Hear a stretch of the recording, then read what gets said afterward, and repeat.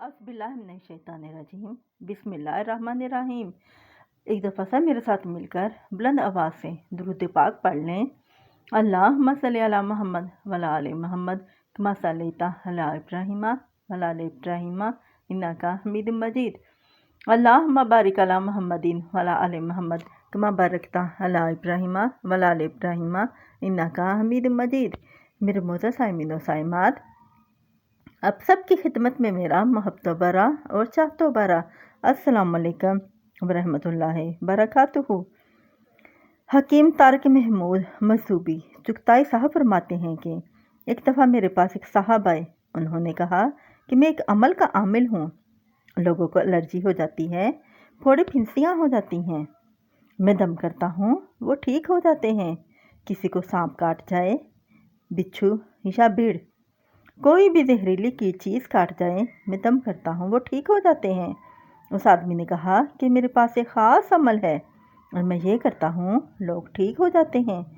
फिर कहा कि ये अमल मेरे पास एक ऐसी चीज़ के लिए आजमूदा है कि मेरे पास कोई भी जादू से डसा हुआ बंदा आ जाए कि जिसके बारे में कहा जाए कि तेरे ऊपर जादू है, बहुत ज़्यादा इंतहा का, यानी किसी के ऊपर खंजीर का जादू, कुत्ते का जादू, खोपड़ी का जादू, मंदिर की खोपड़ी का जादू। वो बंदा कहने लगा कि काला जादू हो, ख़तरनाक से ख़तरनाक जादू या बंदिश हो, मैं ये अमल करके देता हूँ, वो ठीक हो जाते हैं। कहा जंजीरों से बंधे हुए और उलझे हुए, बंदिशों के मारे हुओं को ठीक करता हूँ। उसने कहा कि मैं चाहता हूँ कि मैं अपना ये अमल सबको बताऊँ। आप अपने सब वसाइफ बताते हैं, मैं भी बताऊँगा। उसने बताया कि मैंने दुरूद इब्राहिम का चिल्ला किया हुआ है। उसने कहा कि मैं सब मकासद के लिए दुरूद इब्राहिमी पढ़ता हूँ और इन पर पढ़कर फूंक मारता हूँ तो वो ठीक हो जाते हैं। उसने कहा कि मैं बस दुरूद इब्राहिमी से सारे काम लेता हूँ, यहाँ लो तक कि मैं जब सफ़र पर जाता हूँ और चाहता हूँ कि मुझे बहुत अच्छी सवारी मिले, अच्छा खाने को और पीने को मिले, अच्छी रहाइश मिले, तो बस मैं दुरूद इब्राहिमी पढ़ता हूँ और सब कुछ हासिल कर लेता हूँ। ज़रा सोचिएगा नाज़रीन, मेरे कमली वाले सल्लल्लाहु अलैहि वसल्लम ने नमाज में जिस दुरूद पाक का इंतखाब किया होगा, वो की बड़ी शय होगी ना। उस आदमी ने कहा कि मेरे पास दुरूद इब्राहिमी है, मैं इससे लोगों का इलाज करता हूँ और उनके मसले हल हो जाते हैं, दुख दूर हो जाते हैं और जादू टूटते हैं। मैं भी चाहती हूँ कि आज हम इसका अमल करते हैं। इंशाअल्लाह इसकी तासीर हम सबको मिल जाएगी और इसके साथ जो बरकत की चाहत है ना, या अल्लाह पाक वो बरकत कभी हमसे ना छीनना। ऐसा ना हो कि हम या हमारी नस्लें टुकड़े टुकड़े, दाने दाने, कतरे कतरे के मोहताज बन जाएं। ए अल्लाह, हमसे कभी बरकत ना छीनना। ऐसा ना हो कि हम ठोकरें खाएं दर दर की। ऐसा किया का मुझसे बरकत ना छीनना, हमसे बरकत ना छीनना कि हमारा सब कुछ ख़त्म हो जाए और हम दुनिया के सामने जलील बन जाएं, लोग हम पर हंसें। अल्लाह, हमसे बरकत ना छीनना, हमसे और हमारी क़यामत तक आने वाली नस्लों से। या अल्लाह पाक बरकत सेहत में, बरकत नज़र में, बरकत यादाश्त में, बरकत आज़ा में, बरकत जिगर में, बरकत गुर्दों में, बरकत दिल में, बरकत खून में, बरकत तीली में, बरकत मैदे में, जिस्म के हर हिस्से में बरकत, रूह में बरकत, दिल में बरकत, माल में बरकत, औलाद में बरकत, सेहत में बरकत, इज़्ज़त में बरकत, और मेरे मुअज़्ज़ज़ साइमीन खुद बरकत में बरकत। या अल्लाह पाक ये बरकत हमसे ना छीनना और हमारी क़यामत तक आने वाली नस्लों से ना छीनना।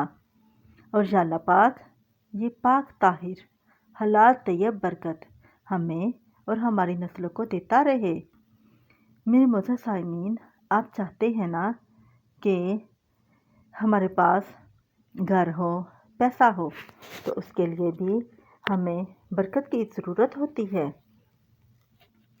پھر اس کے ساتھ جب ہم یہ کہتے ہیں کہ اللہم بارک علی محمد اور اس کے ساتھ وعلی آل محمد، تو اس کا مطلب ہے کہ اے اللہ تعالیٰ برکت عطا فرما محمد صلی اللہ علیہ وآلہ وسلم پر، اے اللہ ان صلی اللہ علیہ وآلہ وسلم کے تذکروں میں برکت دے، اے اللہ پاک ان صلی اللہ علیہ وآلہ وسلم کے ناموں میں برکت دے، اے اللہ پاک ان صلی اللہ علیہ وآلہ وسلم کے جذبوں میں برکت دے، ان صلی اللہ علیہ وآلہ وسلم کے سننے میں برکت دے، ان صلی اللہ علیہ وآلہ وسلم کے سوچنے سے برکت ملتی ہے، ان صلی اللہ علیہ وآلہ وسلم کو دیکھنے سے برکت ملتی ہے، ان صلی اللہ علیہ وآلہ وسلم کے تذکروں سے برکت ملتی ہے، ان صلی اللہ علیہ وآلہ وسلم کے لکھنے سے برکت ملتی ہے، اور ان صلی اللہ علیہ وآلہ وسلم کے تذکرے جو ہم سب مل بیٹھ کر کرتے ہیں ان سے بھی برکت ملتی ہے۔ میرے معزز سامعین، کتنے سارے لوگ ہوں گے میرے اور آپ کے سامنے جن کے پاس رزق تھا، مال و دولت تھی، روپیہ پیسہ تھا، سب کچھ تھا، صحت تھی اور عزت تھی اور ان کا سکہ چلتا تھا، اور آج وہی لوگ ہیں جن کو کوئی جانتا تک نہیں، کیونکہ ان سے برکت روٹ گئی۔ امام محمد باقر رحمۃ اللہ علیہ فرماتے ہیں، جب میرے والد کا وصال ہوا تو محرم کے دوسرے عشرے میں، وہ 1994 کا محرم کا دوسرا عشرہ تھا، اسی اگلے سال محرم میں لوگوں کا مجمع اکٹھا ہوا، اور مجھے بھی یہ علم تھا کہ لوگ جمع ہوں گے اور ہمارے گھر درود پاک پڑھا جائے گا۔ میں نے اس کا اہتمام کیا اور فرمایا کہ میں بہت رویا کہ اس دفعہ میرے والد نہیں ہیں۔ میں رویا اور اس درد اور اس تڑپ، اس دکھ کے ساتھ ہم سب نے مل کر درود ابراہیمی پڑھا اور بہت زیادہ پڑھا۔ پھر سب لوگوں نے درخواست کی کہ اس دفعہ آپ کے والد صاحب نہیں ہیں، دعا آپ کریں۔ فرمایا میں نے دعا کی، اس دعا میں درد تھا، کرب بھی تھا۔ ان لوگوں کے لیے دعا کی جن پر قرضے تھے، جن کی اولاد نہیں تھی، ان میں سے ایسے بھی تھے جن کا کاروبار نہیں تھا، غربت تھی، تنگ دستی تھی، کوئی ایسے بھی تھے کہ جن کے اوپر حالات اور مشکلات بھی تھیں۔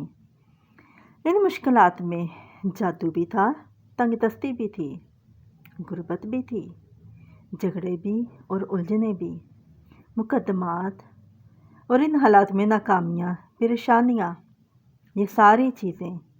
اور جب سب لوگ جمع ہو جاتے ہیں اور درود پاک پڑھتے ہیں تو پھر خوشحالیاں آتی ہیں۔ پھر فرمایا کہ وہ سب خوشحال ہو گئے۔ ایک واقعہ اور محمد باقر رحمۃ اللہ علیہ نے فرمایا، عاشوراء کے دن کی شام میں ہم سب نے مل کر درود پاک پڑھا اور اپنے پیاروں کو ہدیہ کیا۔ ان لوگوں میں ایک شخص بالکل مفلس تھا، وہ یمن کی کسی بستی سے آیا تھا، عاشوراء کے دن کے لیے کتنے دن کا سفر کر کے آیا تھا۔ اس کی کمزور سی اونٹنی تھی، اس کے پاس بھی کھانے کو کچھ نہیں تھا، اس کے اونٹنی کے پاس بھی کھانے کو کچھ نہیں تھا۔ وہ آیا اور آ کے دعا میں شامل ہوا اور ہمارے ساتھ بیٹھ کر درود ابراہیمی پڑھتا رہا اور کہا کہ وہ بدھو تھا۔ ہم گاؤں میں رہنے والوں کو دیہاتی کہتے ہیں اور عربی میں بدھو کہتے ہیں۔ اسے ٹھیک سے درود ابراہیمی پڑھنا بھی نہیں آتا تھا، لیکن اس نے پڑھا اور دعاؤں میں شامل بھی ہوا۔ اگلے سال وہ پھر آیا تو اس کے ساتھ 7 اونٹ تھے۔ اس بدھو اور اونٹوں پر خوشحالی کے آثار تھے۔ اس کے ساتھ اس کے بیٹے بھی تھے۔ وہ ہمارے لیے توشے لائے، ہدیے لائے اور تحفے لائے۔ اس بدھو نے کہا، جب میں یہاں سے گیا تو میں نے اونٹوں کا کاروبار شروع کیا، میں نے ایک اونٹ خریدا تو اللہ تعالیٰ نے اس میں برکت ڈالی، اور آج برکت کے خزانے میرے پاس ہیں۔ اللہم بارک علی محمد وعلی آل محمد۔ ہاں، یہ برکت ہے، اور جو برکت ملی تھی اس میں سے آج ہم نے بھی حصہ لینا ہے، اور جس برکت کو ہم ہر نماز میں پڑھ رہے ہیں کبھی خیال ہی نہیں کیا۔ ساری زندگی ہوگی نماز پڑھتے ہوئے اور اتحیات پڑھتے ہوئے، اور یہ درود پاک خیال ہی نہیں کیا کہ ہم کیا پڑھ رہے ہیں اور اس درود میں کن ہستیوں کا تذکرہ ہے۔ کبھی خیال ہی نہیں کیا آج تک۔ برکت غیب کے خزانے سے ملتی ہے، ایک کثرت ہے اور ایک برکت۔ کثرت پتہ ہے کیا ہوتی ہے؟ کتیاں کتنے سارے بچے دیتی ہے۔ سورنی بھی پتہ ہے، سورنی بہت زیادہ بچے دیتی ہے۔ خنزیر بڑے بچے دیتا ہے، پر یہ ختم ہو جاتے ہیں۔ سڑکوں کے کنارے کتے مرے ہوتے ہیں، کبھی بکری نہیں ہوگی۔ کتیاں 11 تک بچے دیتی ہے۔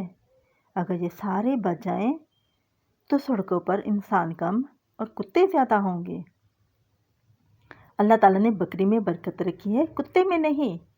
بکری حلال ہے، اس لیے اس میں برکت ہے، اور کتا حرام ہے۔ اللہ تعالیٰ نے اس میں کثرت رکھی ہے لیکن برکت نہیں رکھی۔ اللہ تعالیٰ کی قدرت دیکھیں، اللہ تعالیٰ نے سپنی کے دل میں اولاد کی محبت نہیں رکھی۔ جو بھی بچہ پیدا ہوتا ہے اس کو کھا جاتی ہے، اور جو بھاگ کر ادھر ادھر نکل جاتا ہے وہ سانپ بن جاتا ہے۔